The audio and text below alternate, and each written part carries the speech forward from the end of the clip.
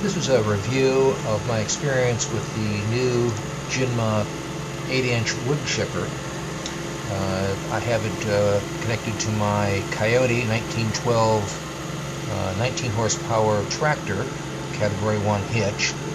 It's only got 18 horsepower at the PTO.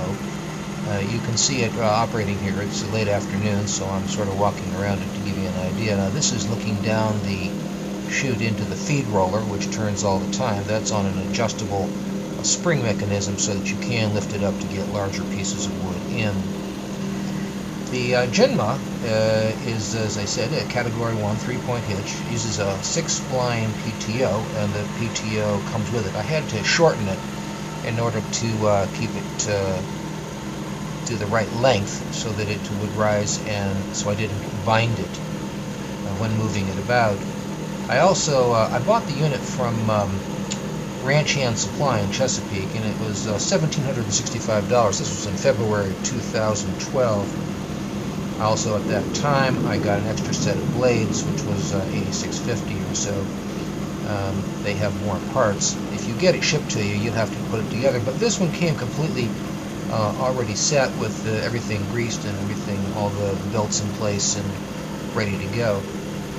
I find that it works extremely well. You can see the pile of chips off to the right-hand side there. The new Jinma has a more aggressive set of teeth on the feed drums.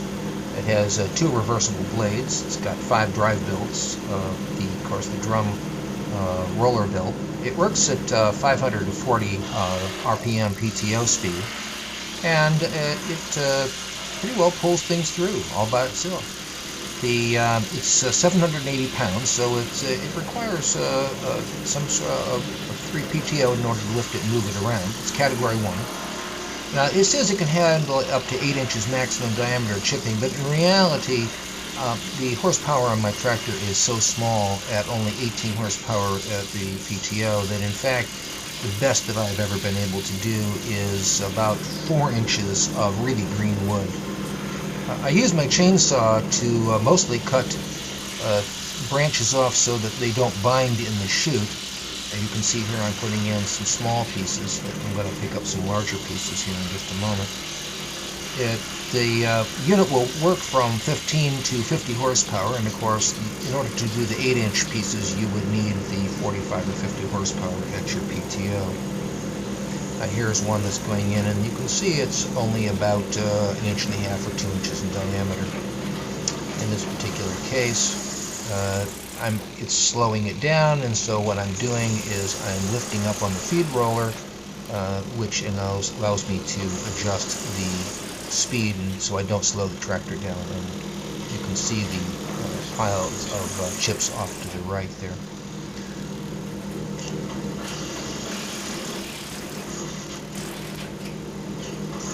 Pretty soon here. It can take length of about anything you want.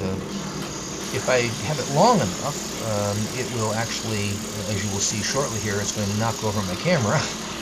That piece of wood there was about 20-something feet long, and it pulls it in by itself. I had to reach out, grab the camera, and put it back up. Once the feed rollers have it, it pretty well feeds itself, and you can go off and you can get the next piece. It's quite a piece. It's an excellent piece of machinery. There's no question about it. You can see that you don't need to trim every little piece, and it does a very nice job. It does a particularly nice job on greenwood. It's a little harder on the blades if you have it in dried wood, or it's not green if it's been seasoned, or if it's dead wood, unless it happens to be rotten, in which case it goes through very easily. Now in this particular case, I didn't trim the branches well enough off of this one. As you will see, it's going to get stuck here in the not too distant future, and I'm going to have a little difficulty moving it through, so I should have cut it so that it could have been fed straight through without having to try to adjust it coming and going left and right, where it does get caught in the throat of the chipper. If it's pretty much a straight shot, then it pretty well pulls the the wood straight through by itself without getting caught or stuck.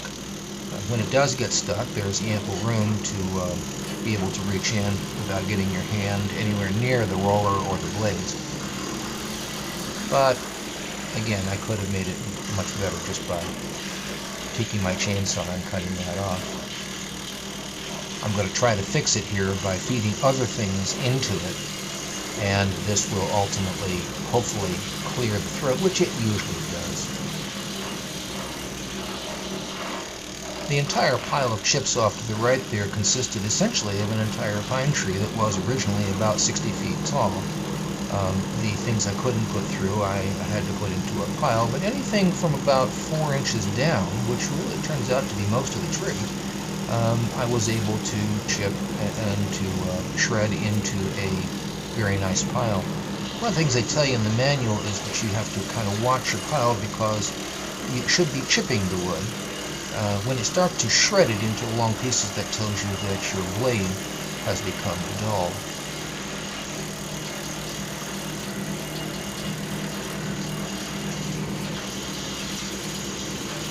I am working the feed roller with my left-hand side. You can see I finally just gave up on the piece that was causing it to be, it was clogged. And now I'll just feed that back into the feed roller. So while it's feeding, I'll just go get another piece.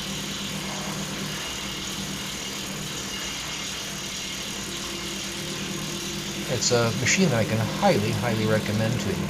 It's a Jinma. It's a terrific shredder.